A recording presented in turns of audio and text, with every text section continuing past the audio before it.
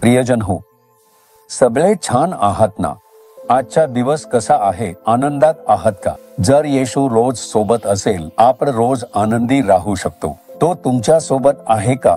थोडं तपासून बघा. आपण नेहमी प्रभू सोबत असले पाहिजे, म्हणूनच प्रभू आपल्याला त्याच्या सोबत चालण्याचा खरा अनुभव देत आहे.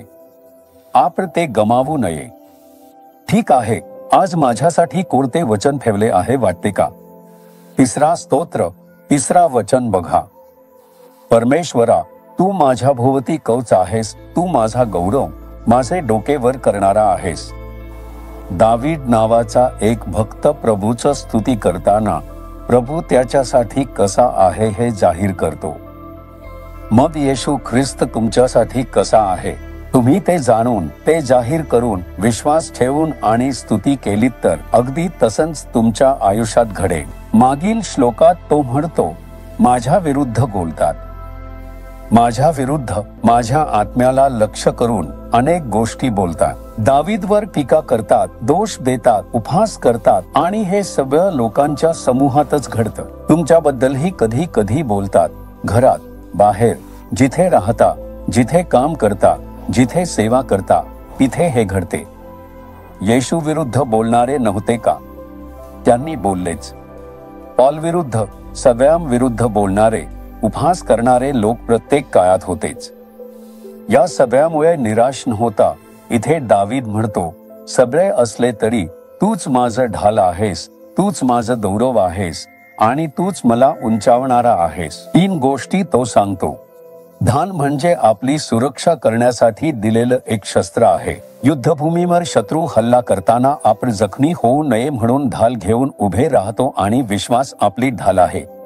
म्हणूनच परमेश्वर आपल्याला संरक्षण देतो. कितीही लोक तुमच्याबद्दल बोलू, लिहू, वाईट करू, ते तुम्हाला काहीही इजा करू शकणार नाही. ते तुमच्यापर्यंत पोहोचणार नाहीत, कारण परमेश्वर ढाल आहे.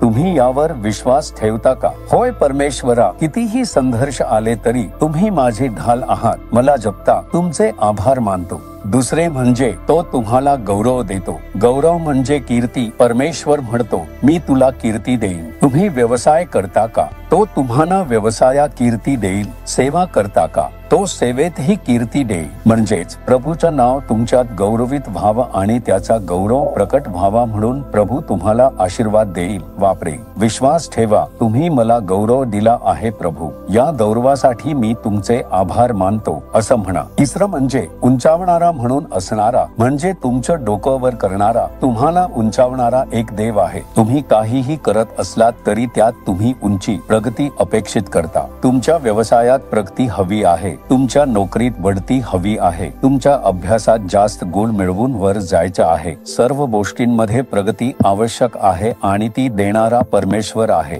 तो तुम्हाला उंचावेल तरच तुम्ही उंचावाल.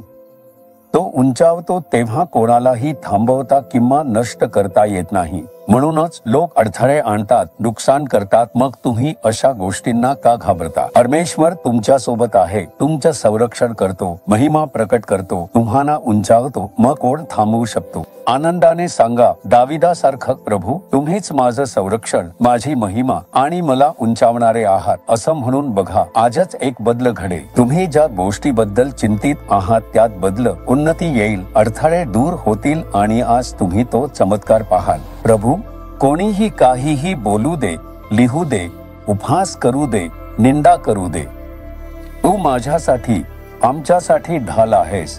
तू माझ्यासाठी गौरव आहेस.